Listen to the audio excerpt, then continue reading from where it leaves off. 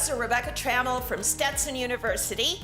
I am the Law Library Director there. I'm also co-director of our electronic education program. I also hold a PhD in computing technology in education. And what I'm going to talk about for the next 6 minutes at 36 seconds per slide, I cheated, is grounded a little bit in this dissertation.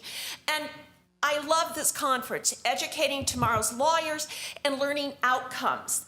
And so what I want us to talk about is, are we assessing the right things and are we teaching the right things? So take a look at how we do our assessing learning, okay? We teach, hopefully. The student learns, also really hopefully. We assess that learning in a variety of different ways. We can do midterms, final exams, all kinds of things. And then we evaluate the assessments, and then we adjust how we teach if we think that we want to teach more of this or improve learning for our students in different ways. We adjust how we teach. And I'm asking you if that really should be our sole focus. I'm going to argue that just adjusting how we teach is really kind of a flawed approach. If that's the only thing that we adjust, if that is the only thing that we look at, assessment is terribly important. I completely agree with that. And student learning is very important, but isn't what we teach equally as important to how we teach it?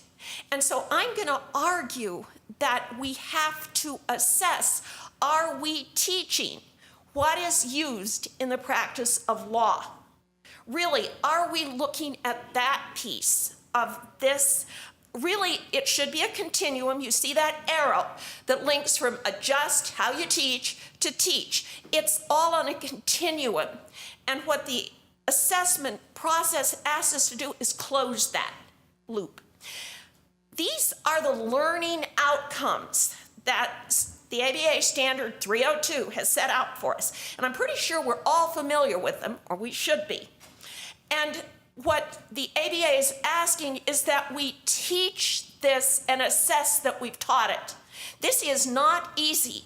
These are the things we want our students to know so that when they leave us, they have the ability to effectively practice law.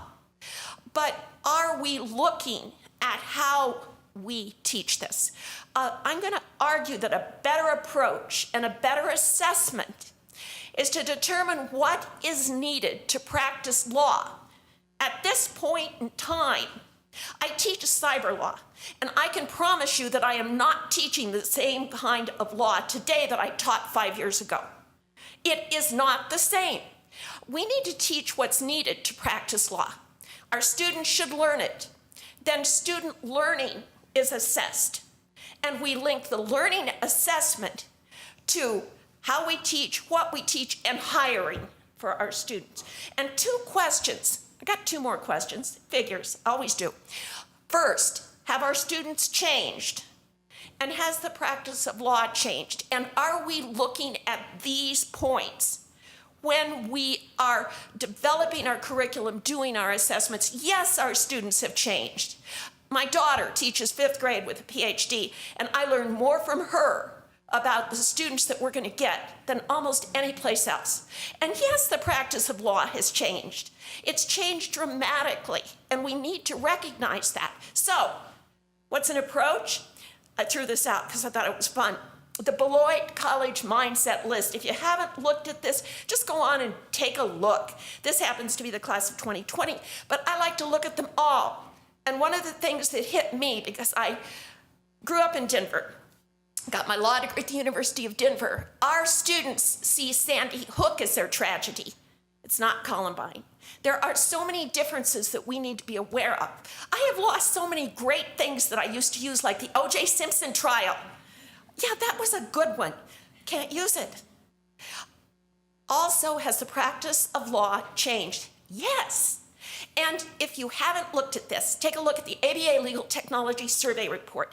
It is the base that I used in my dissertation to determine what attorneys are using to practice law. It was started in 1990, beginning in 2000. They only survey practicing attorneys.